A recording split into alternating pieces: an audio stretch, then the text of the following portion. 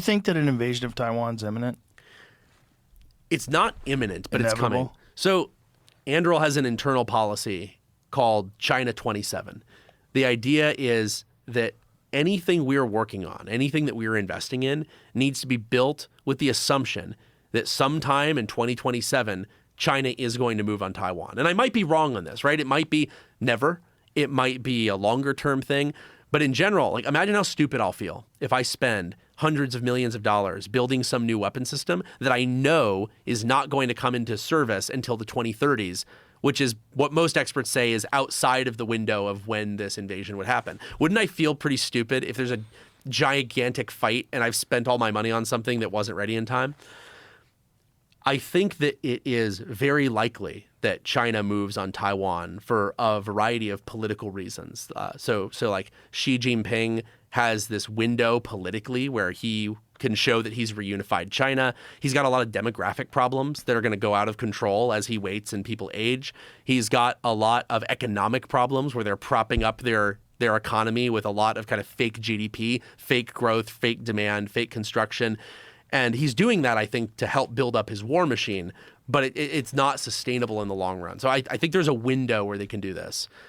If you had to ask me, it's more likely that they don't do a full-scale invasion to start. It's much more likely that they do something like a blockade. So they'll come up with some pretense. They'll say, Taiwan is exporting goods that say made in Taiwan. And our position is that Taiwan is part of China, and therefore they need to pay Chinese taxes on those made in China goods. So we're going to blockade their port and not let them export anything until they resolve this. And I worry about them kind of boiling the frog. You know, they blockade one port and then two ports and then the airports. And then the people of Taiwan are running out of money, running out of food. But you've boiled the frog enough where there's never a point where Taiwan really wants to fire the first shot and actually start a war. And certainly, like, I think you know, I would agree here. The U.S. probably should not start start World War III over a blockade of a port, right? Right. That's a lot. Boiling the frog is a great analogy. Boiling the frog, I think, is what China will do. And so what we need to do, and this is just my opinion, which is definitely biased. So to be clear, just so people know, nobody's going to dig it up and say, but Palmer's obviously only saying this because he's got money in the game. I will first say, I have plenty of money. I sold my first company for billions of dollars. I don't need to work. I could retire. I'm not doing any of this for the money. Defense, you make a lot less money for each hour of work you put in than you can make in tech or media or elsewhere. But I do a lot of work with Taiwan. So actually, I just went to Taiwan a few weeks ago to personally deliver a bunch of missiles and weapon systems that are specifically to counter a Chinese invasion. My opinion is that the United States, we don't want to get into a shooting war ourselves, right? Like, we want to avoid that.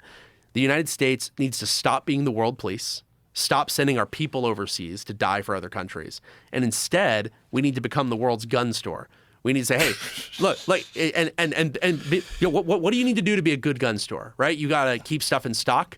You got to keep things on the shelves. You need to be reasonably priced. You need to not arbitrarily cut off allies. And like, could you imagine if you went to a gun store and they told you, Joe, we're going to sell you this gun, but you can't use it over in that county. You can only use it in this one. And we're going to tell you exactly how you can use it. We're going to be micromanaging you. And we're going to be taking responsibility for how you use your gun. I mean, that would never work. You would never want to work with them. You'd say, I'm going to go to a different store. I'm going to go buy something. And that's what some nations are doing. Like, they're going to Russia. They're going to China. They're going to India and buying systems because we're going in and telling them our weapons are expensive. They're never in stock. We never deliver them to you. And also, we're going to tell you what to do with them if we ever do give you to them. Like, did you know that Taiwan is $20 billion behind on arms deliveries from the United States? They have $20 billion in orders that have not been delivered. They're these are not things they would maybe like to have. They need these yesterday. China could move in tomorrow.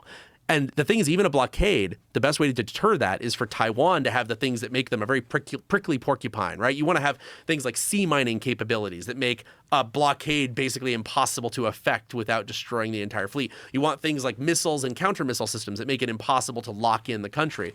But we're $20 billion behind. And I mean, you've seen what's happened with Ukraine, where, I mean, like, there's an argument as to, you know, how we should arm them.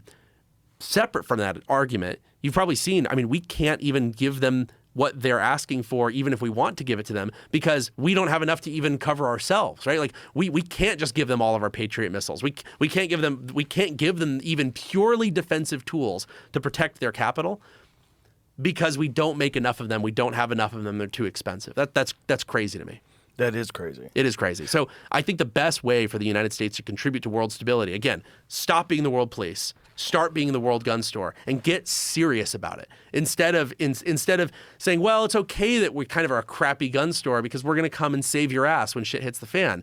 We need to say, no, we're going to give everything you need to fight for your own freedom. Look, you're our friend, you're our ally. We'll give you everything you need. We'll give you support. We'll give you intelligence, but we're not going to fight your wars for you, because I don't think the American people have it in us to go do another 2 decades of adventures in the Middle East, or adventures in Europe, or adventures in Asia. We don't have it in us.